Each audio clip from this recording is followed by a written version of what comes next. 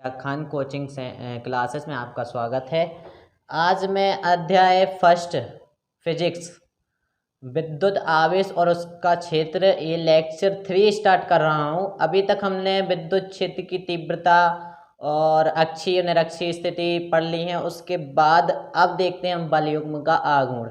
उससे पहले मैं आप लोगों से कहना चाहता हूँ जिसने मेरा चैनल सब्सक्राइब नहीं किया वो कृपया कर सब्सक्राइब कर लें, और अभी तक जिसने हमारी वीडियो शेयर नहीं की है तो वो जल्दी से जल्दी शेयर कर दें। ओके, चलिए आगे देखते हैं हम विद्युत आवेश और उसका क्षेत्र में लेक्चर 3। ठीक है, तो सबसे पहले देखते हैं एक समान विद्युत क्षेत्र में। अभी तक हमने अक्षीय निरक्षीय स्थिति तक पढ़ लिया है। अब हम देखते हैं एक समान विद्युत क्षेत्र में उस आवेश है, उसके कारण क्या है, द्विध्रुव पर लगने वाला बल युग्म या विद्युत क्षेत्र के द्वारा विद्युत द्विध्रुव पर लगने वाला बल युग्म का आघूर्ण या बल युग्म। ठीक है, तो ये हम कैसे देखते हैं। एक समान विद्युत क्षेत्र क्या पूछा है, एक समान विद्युत क्षेत्र। मान लीजिए हमारा ये एक समान विद्युत क्षेत्र है।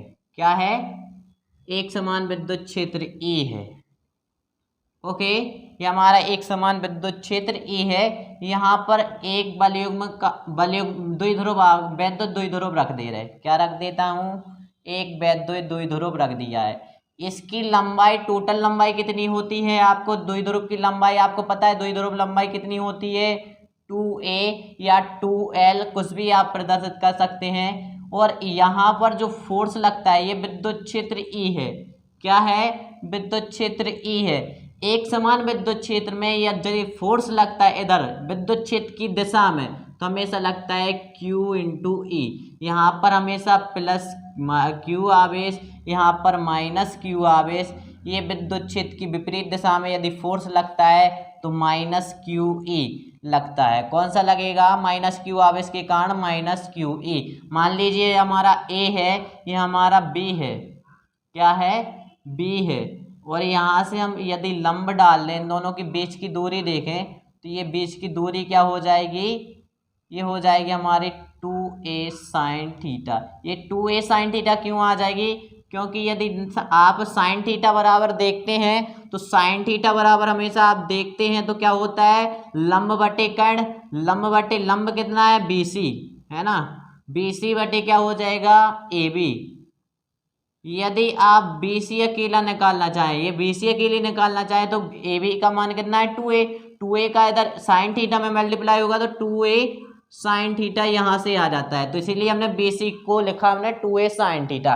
ये बीच की दूरी है। एक बल युग्म में QE लग रहा है, दूसरा क्या लग रहा है, माइनस QE। तो इन दोनों में जो तनाव उत्पन्न हो रहा है वो हमारा फोर्स होता है, जिसे अपन कहते हैं, जिसकी दूरी क्या होती है, 2a साइन थीटा होता है। यहाँ पर जो कोण बनता है वो हमेशा थीटा कोण बनता है। कौन सा कोण बनेगा, थीटा कोण। यदि आपको ये समझ में आया है चित्र तो आगे देखते हैं। यदि माना यदि AB एक वैद्युत द्विध्रुव है, एक क्या है, वैद्युत द्विध्रुव है, द्विध्रुव है जिसकी लंबाई 2a है तथा जिस पर, है ना, जिस पर क्रमशः क्या रखा है, क्रमशः कौन कौन से आवेश हैं, प्लस Q तथा माइनस Q आवेश वितरित है ना। A पर क्या है, माइनस Q आवेश है, B पर क्या है, माइनस प्लस Q आवेश है, वितरित है। ठीक है, ओके। तो N पे क्या है, प्लस Q आवेश पर। अब आपसे कहें डायरेक्ट हम अब परिभाषा पर आते हैं। ये तो हमारा हो गया, आपकी भाषा लिख दी है, भाषा हो गई है। यदि आप चाहें तो इसके आगे आप लिख सकते हैं, माना यदि एक समान विद्युत क्षेत्र E में, विद्युत क्षेत्र E में ए को कैसे लिखेंगे? सदिश रूप में। यदि एक समान विद्युत क्षेत्र ए में, है ना, प्लस क्यू आवेश के कारण, प्लस क्यू आवेश के कारण लगने वाला बल,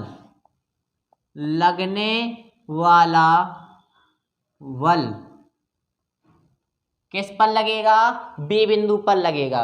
कौन से बिंदु पर? लगने वाला बल क्या हो जाएगा?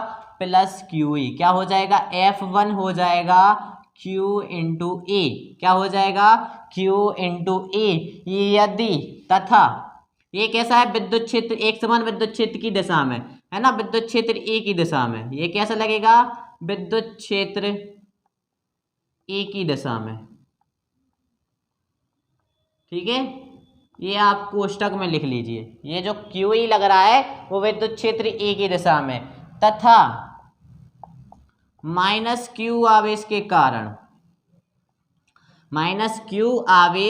कारण, वैद्युत द्विध्रुव पर बल, वैद्युत द्विध्रुव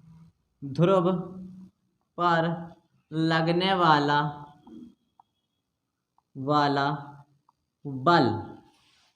बल F2 equal to minus Q into E. Minus Q आवेश के द्वारा कौन सा लगेगा?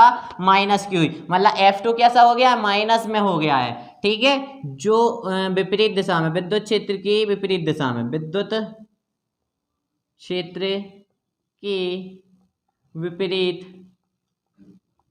दिशा में कैसा लग रहा है? विद्युत क्षेत्र यदि इस दिशा में है तो बल किस साइड लग रहा है? ये माइनस क्यू इस साइड लग रहा है। विद्युत क्षेत्र की दिशा उस साइड लग रहा है, इस साइड रहा बल, तो कैसा हो जाएगा? विपरीत दिशा में। तो क्या हो जाएगा इसका? माइनस से प्रदर्शित करेंगे, है ना। लगता है F2 बल लगता है, लगने वाला बल F बराबर माइनस क्यू ई है। ये दोनों बल परिमाण में बराबर, परिमाण, है ना, परिमाण में बराबर, परंतु विपरीत दिशा में, अर्थात F1 बराबर माइनस F2 लगता है, विपरीत दिशा में लगता है। ठीक है, लगता है। तो ये दोनों बल एक बलयुग्म का निर्माण करते हैं, एक बलयुग्म का निर्माण करते हैं, जिसे बलयुग्म का आघूर्ण कहते हैं। जिसे क्या कहते हैं? बलयुग्म का आघूर्ण, जिसे बलयुग्म का आघूर्ण कहते हैं। यह जो बलयुग्म में लगता है, यह बलयुग्म क्या करता है? इस जो AB है, AB को विद्युत क्षेत्र के समांतर लाने का प्रयास करता है। यह जो बलयुग्म है, जो AB अभी टेढ़ा रखा है ना, उसे सीधा लाने का, विद्युत क्षेत्र की विपरीत सीधा समांतर लाने का प्रयास करता है यह बलयुग्म। ठीक है, ये जो बलयुग्म लगता है वो क्या करता है? सीधा लाने का प्रयास करता है। तो F बराबर हमेशा याद रखना F1 प्लस F2। ये दोनों कैसे रहेंगे? हमेशा F1 तथा F2 कैसे रहेंगे? हमेशा जीरो रहेंगे। टोटल योग क्या हो जाएगा? जीरो। यदि माइनस F2 को इधर लाएंगे तो प्लस F2 हो जाएगा। इसीलिए F1 प्लस F2 का मान, टोटल मान कितना होता है? जीरो, क्योंकि ये बराबर मात्रा में लग रहे हैं, एक दूसरे के बराबर लगते हैं तो क्या करते हैं? एक बलयुग्म का निर्माण करते हैं। ओके, तो ऐसे हम कैसे प्रदर्शित करते हैं? इसे टाउ से प्रदर्शित करते हैं, इसे टाउ से प्रदर्शित, ठीक है, करते हैं। ठीक है, अब आपसे कहें टाउ बराबर क्या हो जाएगा? बलयुग्म का आघूर्ण टाउ बराबर एक बल गुणे दोनों बलों के बीच की दूरी, दोनों बलों के बीच की दूरी।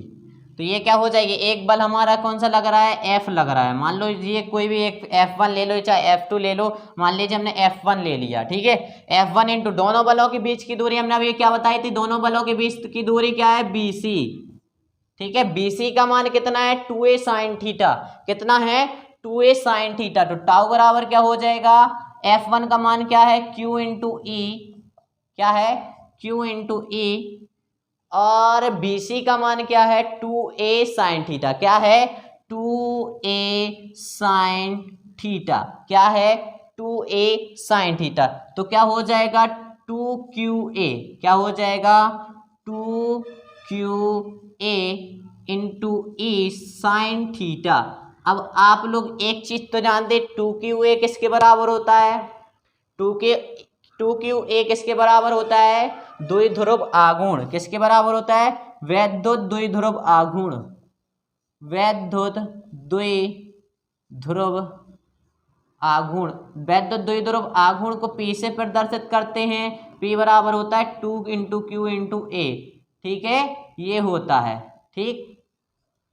ये आपका बड़ा कोष्टक में अलग से लिख दे रहा है, ठीक है, ये 2QA बराबर होता है। यदि आप टाउ बराबर निकालें तो टाउ सदिश बराबर क्या हो जाएगा, 2QA की जगह पर हम P रख सकते हैं ना, P बराबर 2QA, तो 2QA की जगह पे हम P रख सकते हैं, तो P इंटू ई साइन थीटा, क्या आ जाएगा P इंटू ई, अभी साइन थीटा, अभी सदिश रूप नहीं लगाइए, अभी क्या नहीं लगाते हैं, सदिश रूप नहीं लगाते। यदि अब साइन थीटा, ये हमारा एक साइन थीटा, यदि हम त्रिकोणमितीय साइन को हम हटा देंगे तो हमारा क्या आ जाएगा, ये अदिश रूप है। अभी कैसा है, अदिश रूप,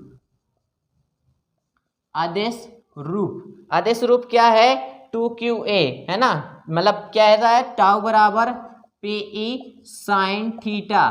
अब आपसे कहें सदिश रूप, सदिश रूप आपका हो जाएगा टाउ सदिश बराबर P सदिश इंटू ई, ये आपका टोटल, ये मान लीजिए, ये व्यंजक मान लीजिए, या आप इसको व्यंजक मान लीजिए, बात एक ही है, यही बलयुग्म का आघूर्ण है, यही बलयुग्म का आघूर्ण, एक समान विद्युत क्षेत्र में वैद्युत द्विध्रुव पर लगने वाला बलयुग्म का आघूर्ण का व्यंजक है, सूत्र है, ठीक है, ओके। यदि आप लोगों को समझ में आया तो आप लोग स्क्रीनशॉट जरूर ले लें जल्दी फास्ट। फिर हैं विद्युत फ्लक्स और उसके बाद देखते हैं गॉस का नियम। चलिए देखते हैं विद्युत फ्लक्स क्या होता है। विद्युत फ्लक्स, विद्युत फ्लक्स किसी बंद पृष्ठ से, डायरेक्ट परिभाषा लिखवाते, परिभाषा ही अधिकांश सब पूछी जाती है, इसकी डेफिनेशन, ओके, ज़्यादा कुछ नहीं पूछा जाता। किसी बंद पृष्ठ से गुजरने वाली, किसी बंद पृष्ठ से गुजरने वाली संपूर्ण विद्युत क्षेत्र की वो विद्युत क्षेत्र रेखाओं की संख्या, किसी बंद पृष्ठ से गुजरने वाली विद्युत क्षेत्र रेखाओं की संख्या को, विद्युत क्षेत्र रेखाओं की संख्या को, की संख्या को विद्युत फ्लक्स कहते हैं। क्या कहते हैं, विद्युत फ्लक्स कहते हैं, ओके। इसे फाई से प्रदर्शित क्या करते हैं, इसे फाई, फाई, फाई का सिंबल क्या है, ये फाई से प्रदर्शित करते हैं। आइए अब हम देखते हैं, आइए अब हम देखते हैं गॉस का नियम, ओके। गॉस का नियम क्या होता है, तो गॉस का प्रमेय या गॉस का नियम, गॉस का नियम या प्रमेय, कुछ भी बोल दीजिए आप, हम गॉस का नियम लिख रहे हैं, ठीक है। तो गॉस का नियम क्या होता है, किसी वायु या निर्वात में, ठीक है, वायु या निर्वात में किसी बंद पृष्ठ से, किसी बंद पृष्ठ से, ओके, किसी बंद पृष्ठ से गुजरने वाला संपूर्ण विद्युत फ्लक्स, गुजरने वाला संपूर्ण विद्युत फ्लक्स या विद्युत क्षेत्र रेखाओं की संख्या, कुछ भी बोल सकते हैं। विद्युत क्षेत्र रेखाओं की संख्या लेना चाहें तो विद्युत क्षेत्र रेखाओं की संख्या ले लीजिए, यदि विद्युत फ्लक्स लेना चाहें तो विद्युत फ्लक्स ले लीजिए। संपूर्ण विद्युत फ्लक्स एक ही बात है ना, विद्युत फ्लक्स, ठीक है, फाई, ठीक है, फाई उस बंद पृष्ठ से में उपस्थित, उस बंद पृष्ठ में, उस बंद पृष्ठ में उपस्थित संपूर्ण आवेश का, संपूर्ण आवेश Q क्या है, Q का 1/ε0 गुना होता है। ओके, किसी बंद पृष्ठ से गुजरने वाला संपूर्ण विद्युत फ्लक्स उपस्थित, उस बंद पृष्ठ में उपस्थित कुल आवेश का 1/ε0 गुना होता है। ये क्या होता है, गॉस का नियम। इसे क्या कहते हैं, गॉस का नियम कहते हैं, गॉस का नियम कहते हैं। ओके, कहते हैं। तो इसका सूत्र क्या हो जाएगा, मान लीजिए हमारा ये फाई है, ठीक है, यदि डबल फाई एस लगा दे रहे, ठीक है, तो क्या हो जाएगा ए इंटू डी एस, क्या हो जाएगा ए इंटू डी एस। इसका भी समाकलन ले लीजिए एस पृष्ठ से, ठीक है। यहाँ पे एक अल्प अवयव रखा है, क्या रखा है, अल्प पृष्ठ का क्षेत्रफल। मान लीजिए हमारा पूरा टोटल पृष्ठ होगा, उसका अल्प क्षेत्रफल क्या हो जाएगा ds, या अल्प अवयव कह दीजिए ds।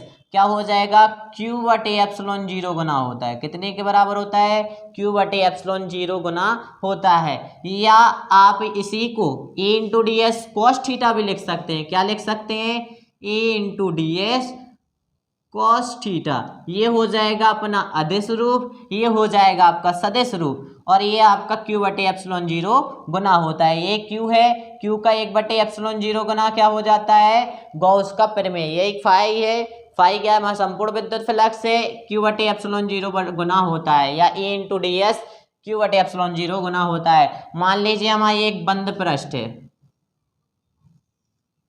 ठीक है, इसके केंद्र पर हमेशा याद रखना, कोई भी गोला, कोई भी बंद पृष्ठ, उसके बंद पृष्ठ के अंदर अंदर कोई भी आवेश उपस्थित नहीं होता। आवेश हमेशा अंदर क्या रहता है, 0। हमेशा पृष्ठ के बाहर आवेश होगा, क्या रहेगा, यहाँ पर विद्युत धारा कहाँ प्रवाहित होती है, ऊपर ऊपर प्रवाहित होती है कि अंदर धारा प्रवाहित होती है, हमेशा बाहर धारा चालक तार के ऊपर ऊपर। ये मान लीजिए हमारा कोई पृष्ठ, पृष्ठ के हमेशा आवेश कहाँ रहेगा, पृष्ठ पर रहेगा। मान लीजिए हमारा अल्प अवयव इधर रखा है, क्या रखा है, ये मान लीजिए यहाँ पर हमने एक अल्प अवयव रख दिया है, क्या रख दिया है, एक अल्प अवयव ds लंबाई का रख दिया है। इसकी लंबाई कितनी हो जाएगी, इसकी रेडियस तो अपने आप को पता है, ये कितनी होती है, रेडियस r होती है।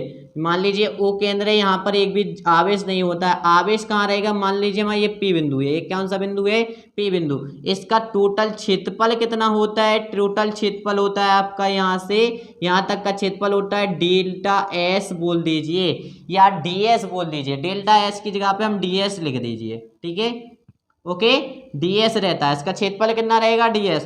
और हमेशा विद्युत क्षेत्र की दिशा कहाँ रहेगी, विद्युत क्षेत्र की दिशा आगे की ओर रहेगी, और आवेश कहाँ पर रहेगा, इधर ही रहेगा। हमेशा आवेश कहाँ रहेगा, आवेश q यहाँ पर पृष्ठ पर रहेगा, कहीं पे भी हो सकता है आवेश। तो संपूर्ण पृष्ठ का क्षेत्रफल क्या हो जाएगा, s हो जाएगा, संपूर्ण पृष्ठ का क्षेत्रफल s हो जाएगा। मान लीजिए हमारे त्रिज्या r त्रिज्या पर पृष्ठ पर क्या रखा है, p बिंदु है, p बिंदु पर हमें क्या निकालना है, विद्युत क्षेत्र की मतलब विद्युत फ्लक्स निकालना है, क्या निकालना है, विद्युत फ्लक्स। इसी पर आधारित हमें गॉस का नियम करना है। ओके, यदि आप लोगों को समझ में आया तो आगे देखते हैं उपपत्ति।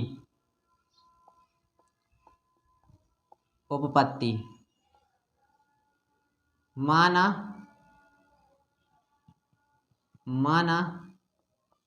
बंद पृष्ठ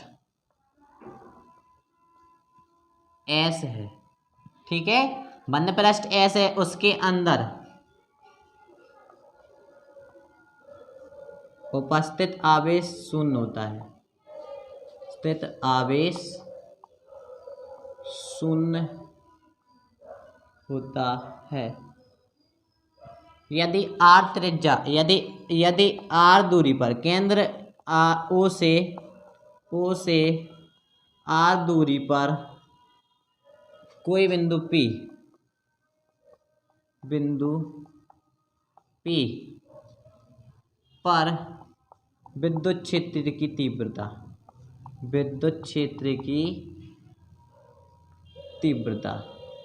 तीव्रता क्या हो जाएगी? आपको तीव्रता का सूत्र क्या होता है? E बराबर 1/4πε0 इंटू क्यू अपॉन क्या होता है? एप्सिलॉन। या आप क्यू स्मॉल क्यू भी रख सकते हैं, हमने यहाँ पे स्मॉल क्यू रख दिया है। यदि हम क्यू बटे एप्सिलॉन 0 आ सकता है तो क्यू बटे एप्सिलॉन 0, यदि कैपिटल क्यू करना चाहें तो क्यू कर दिया है, ठीक है। वो बटे क्या होता है? R square. ये विद्युत क्षेत्र की क्या होती है? तीव्रता। इसे समीकरण मान लीजिए 1।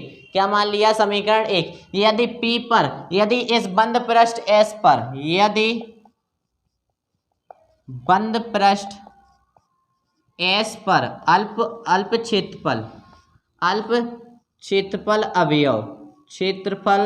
अवयव डेल ds हो तो उसमें से गुजरने वाला संपूर्ण विद्युत फ्लक्स, है ना, वाला विद्युत फ्लक्स, ठीक है, गुजरने वाला विद्युत फ्लक्स क्या हो जाएगा? D phi. क्या हो जाएगा? विद्युत फ्लक्स तो अल्प ही निकलेगा। यदि क्षेत्रफल थोड़ा सा है, मान लीजिए हमारा इतना सा क्षेत्रफल है, तो थोड़ा सा निकलेगा ना अल्प अवयव से, मतलब विद्युत क्षेत्र रेखा की संख्या कितनी रहेगी? कम रहेगी ना, मतलब विद्युत फ्लक्स कितना रहेगा? थोड़ा सा रहेगा। यदि बहुत सारा मतलब क्षेत्रफल है तो उसमें से ज्यादा विद्युत क्षेत्र रेखाएं निकलेगी, इसीलिए हमने अल्प क्षेत्र मतलब विद्युत फ्लक्स लिया है। इसमें से क्या हो जाएगा? इंटीजर, है ना, एस क्या हो जाएगा अपना? E into D S. क्या हो जाएगा? E into D S. E विद्युत क्षेत्र है, डी एस उसका क्षेत्रफल है। ए विद्युत क्षेत्र है और डी एस उसका क्षेत्रफल है, पृष्ठ का अल्प अवयव का क्षेत्रफल है डी एस, ठीक है ना। यदि ये आप चाहें तो ये करना चाहें तो ये कर लीजिए। यदि आप मतलब E into D S cos theta कर दीजिए, डायरेक्ट कर दीजिए E into D S cos theta, इतना तो कर सकते हैं। डी फाई बराबर क्या हो जाएगा? E into D S cos theta, ठीक है। ये समीकरण नहीं मान लीजिए, ठीक है। अब यदि हम कॉस थीटा बराबर हम 0 मान लें, क्योंकि समांतर जा रहा है। यदि थीटा बराबर 0 है तो कॉस थीटा कितना हो जाएगा? कॉस थीटा बराबर कॉस 0, और कॉस 0 का मान हमेशा कितना होता है? 1। तो डी फाई बराबर कितना हो जाएगा? डी फाई बराबर क्या हो जाएगा? ए इंटू डी एस हो जाएगा। क्या हो जाएगा? ए इंटू डी एस हो जाएगा। अब ये हमारा समीकरण 2 हो गया है। अब यदि हमारे डेल्टा एस अल्प क्षेत्रफल डेल्टा एस से गुजरने वाला विद्युत फ्लक्स था डेल्टा फाई। अब यदि संपूर्ण बंद पृष्ठ से निकलने वाला यदि विद्युत क्षेत्र निकाले, विद्युत फ्लक्स निकाले, संपूर्ण पृष्ठ एस से गुजरने वाला संपूर्ण विद्युत फ्लक्स क्या हो जाएगा? फाई हो जाएगा। यदि हम इसका integer S del d phi कर दें तो हमारा क्या निकल आएगा? संपूर्ण विद्युत फ्लक्स निकल आएगा। डी फाई का मान क्या होता है? ए इंटू डी एस होता है। यदि ए सदिश लगा दें तो सदिश लगा दीजिए, क्या हो जाएगा? इंटीजर एस, डी फाई का मान क्या है? ए इंटू डी एस है, ए इंटू डी एस है, और ए का मान आपको पता है 1/4πε0 क्यू अपॉन आर स्क्वायर होता है। समीकरण 1 से क्या होता है? 1/4πε0 1/4πε0, ठीक है, डेल्टा एस, ठीक है, एस लगा दीजिए। 1/4πε0, ए का मान कितना होता है? ए का मान हम जानते हैं यहाँ से, समीकरण 1 से अपन जानते हैं 1/4πε0 क्यू अपॉन आर होता है, epsilon 0 Q upon R square होता है, स्मॉल आर, ठीक है। और इंटू क्या हो जाएगा? डीएस। क्या हो जाएगा? डीएस हो जाएगा, ओके। यदि फाई, ठीक है, फाई एस बराबर फाई एस, का ये संपूर्ण पृष्ठ एस है, संपूर्ण पृष्ठ का क्षेत्रफल कितना है, एस है। यदि फाई एस बराबर क्या हो जाएगा, 1/4πε0 बाहर आ जाएगा, Q/r² भी बाहर आ जाएगा, ठीक है, r² बाहर आ जाएगा। अब बचेगा अंदर क्या, सिर्फ ds, और ds यदि हमारा इतना सा है तो उसकी परिधि कितनी होती है 4πε0 होती है ना। इंटीजर फाई इंटू ds का मान हमेशा याद रखना, इसका मान होता है, कहाँ लिख दें आपको, यहाँ लिख दे रहे अलग से, इंटीजर फाई इंटू ds है ना, ds का मान होता है 4πr², कितना होता है 4πr²। ये गोले का क्या हो जाएगी, परिधि हो जाएगी, इस बंद पृष्ठ की परिधि हो जाएगी 4πr², कितनी हो जाएगी 1/4πε0 Q/r², और इसका मान कितना हो जाएगा 4πr², कितना हो जाएगा 4πr², r² से r² कैंसिल, 4π से 4π कैंसिल, बचा हमारा Q/ε0, तो क्या हो जाएगा Q/ε0। यही अपन को चाहिए था, यहाँ पर phi into double phi S बराबर फाई मतलब integer E into D S बराबर Q/ε0 double integer E into D S cos theta, ठीक है। तो ये हमारा क्या निकल आएगा, फाई एस इक्वल टू, या आप कर दीजिए E into D S, A into D S ही का तो मान निकला है ना, ए इंटू डी एस, और ये इक्वल टू क्या हो जाएगा Q/ε0। यही हमारा क्या है, हमारा गॉस का नियम है, क्या है, गॉस का नियम, यही गॉस की प्रमेय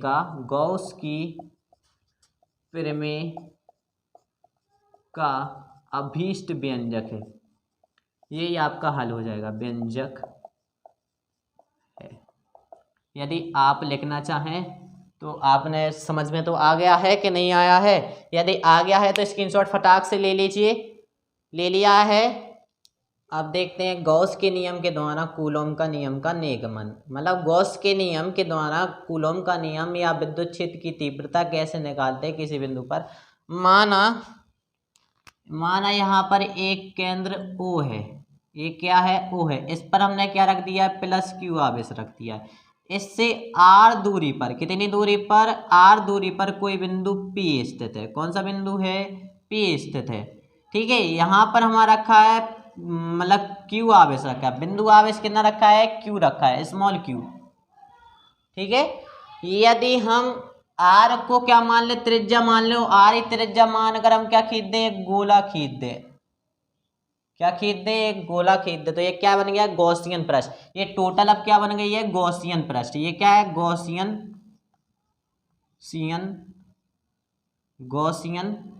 पृष्ठ, क्या बन गई है, गॉसियन पृष्ठ, ठीक है, गॉसियन पृष्ठ।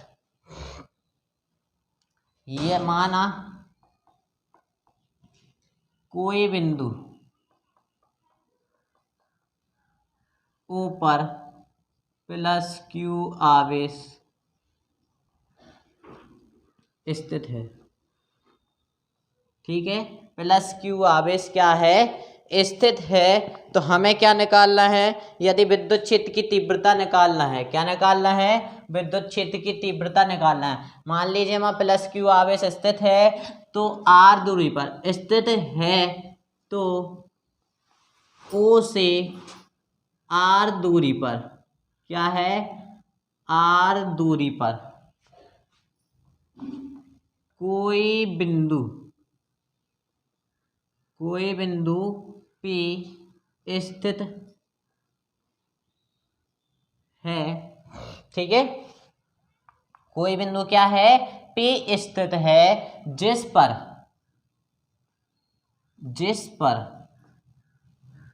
दूसरा बिंदु आवेश, जिस पर बिंदु आवेश, डायरेक्ट बिंदु आवेश Q स्थित है तथा इसी बिंदु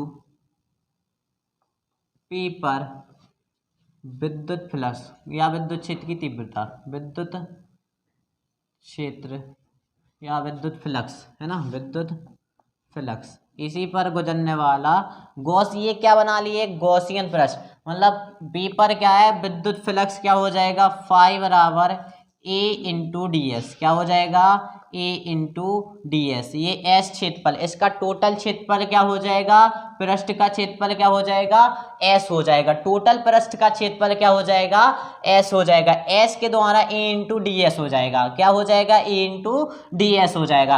आप जानते हैं ये हमारा क्या है फाई है, क्या है फाई है, फाइव एस, ये फाई एस मान लीजिए ये हमारा विद्युत फ्लक्स है, विद्युत फ्लक्स क्या हो जाएगा ए इंटू डी एस, मतलब ए इंटू डी एस हो जाएगा। ओके, या कॉस थीटा करना चाहे तो कॉस थीटा लो कॉस थीटा कर दिया, यदि थीटा बराबर तो हमेशा आप जानते हैं जीरो रहेगा, क्यों रहेगा क्योंकि एक समांतर रेखा है, ये कैसी है समांतर, तो थीटा का मान क्या रहे बनेगा समांतर रेखा पर हमेशा जीरो का कोण बनता है, तो कॉस जीरो का मान cos theta equal to cos zero, और कॉस जीरो का मान हमेशा एक होता है, तो या आप फाई बराबर क्या कर दीजिए यहाँ पे कर दीजिए, ठीक है इधर ही कर दे रहे, double integer S A into D S अकेला हो जाएगा, ठीक है ओके समझ में आई, ये हमारा क्या हो जाएगा ए इंटू डी एस हो गया। यदि ई को हम बाहर निकालें, क्या निकालें ई को बाहर निकालें, फाई एस बराबर आप जानते हैं गॉस के नियम के अनुसार, गॉस के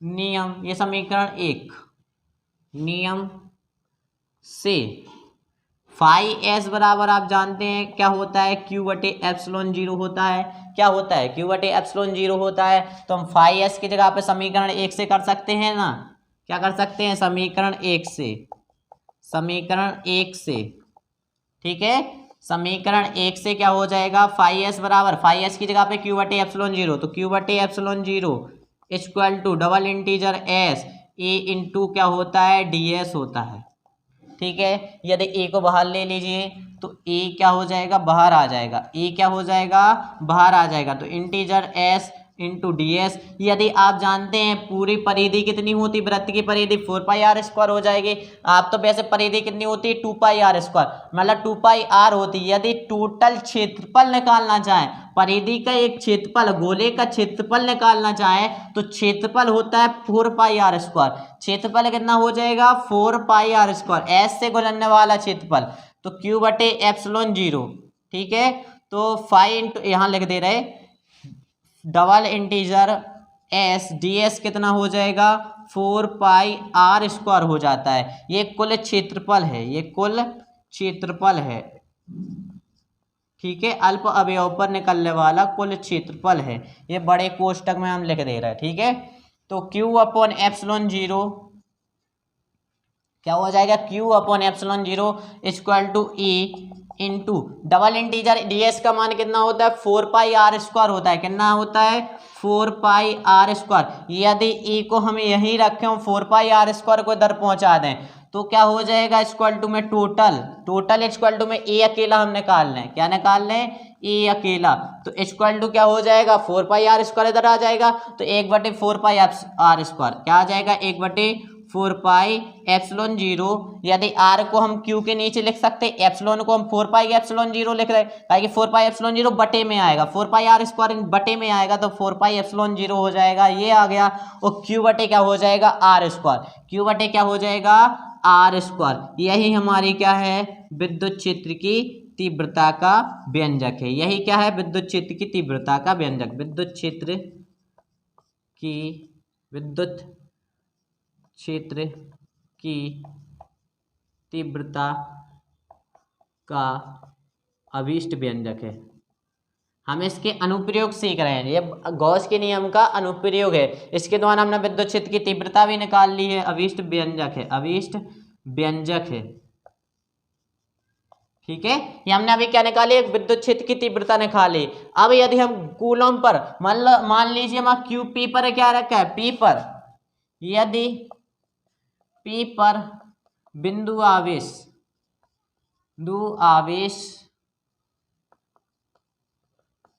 Q स्थित है, इस पर O पर स्थित है ना, इस पर ओ पर स्थित, हाँ ओ पर स्थित क्यू आवेश के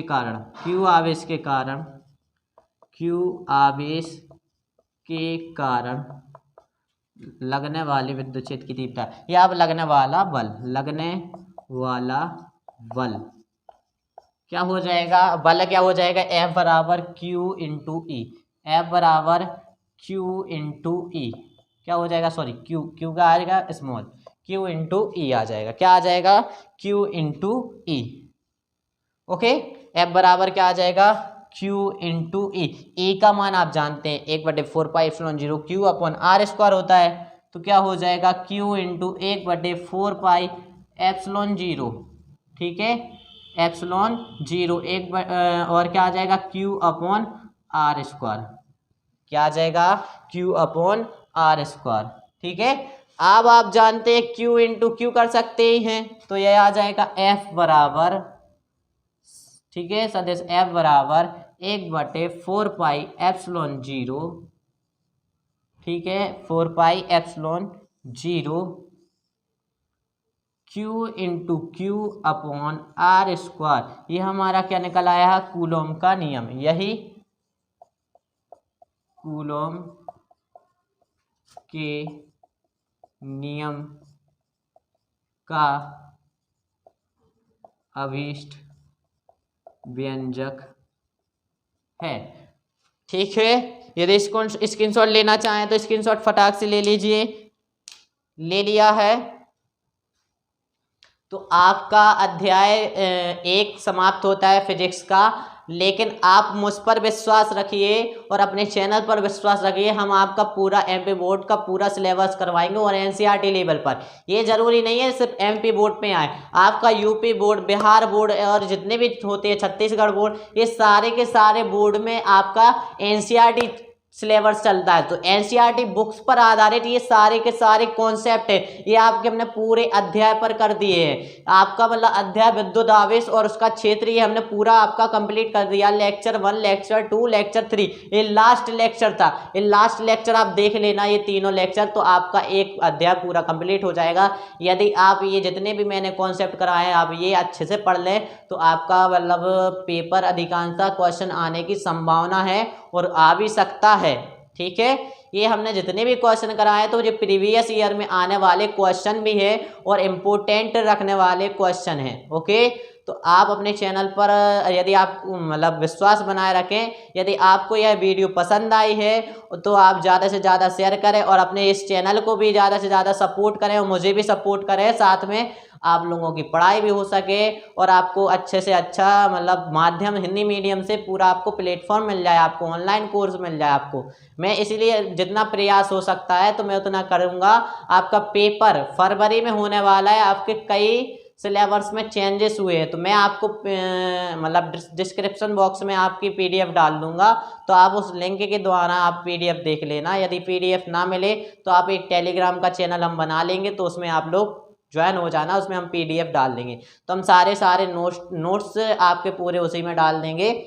और मेरे चैनल को सब्सक्राइब करना ना भूलें, अपने दोस्तों को ज़्यादा से ज़्यादा सपोर्ट मतलब शेयर करें और मेरे चैनल को सब्सक्राइब करें। यदि वीडियो पसंद आए तो लाइक करें और जितने भी आप मैथमेटिक्स क्लास भी देखिए अपनी क्लास में, है ना, खान कोचिंग क्लासेस में आप पूरी मैथमेटिक्स क्लास भी देखिए। मैं अपने खान सर पटना वाले उन्हीं पर चलना चाहता हूँ, उन्हीं के नियम पर आधारित चलना चाहता हूँ, ताकि जो प्रेरणागत उन्होंने काम किया है पूरे देश के लिए कि सभी बच्चों के लिए पढ़ाई के लिए और ये जितनी बड़ी बड़ी नौकरियों में जाने का मतलब उन्होंने बताया है, तो वैसे ही मैं प्रयास करना चाहता हूँ क्लास 12th के जितने भी स्टूडेंट हैं सारे बच्चों को अपना घर में बैठकर फ्री आपको पढ़ाई हो सके, ताकि आप अपने घर, अपना समाज, अपना पूरे गांव का और अपने क्षेत्र का पूरा क्या कर सके, नाम रोशन कर सके, अच्छे से अच्छी पढ़ाई कर सकते हैं, अच्छी जगह पर आप लेवल पर जाएं और ज़्यादा से ज़्यादा अपने माँ बाप का ख्याल रखें और अपने देश, अपने भविष्य के बारे में, फ्यूचर के बारे में सोचें।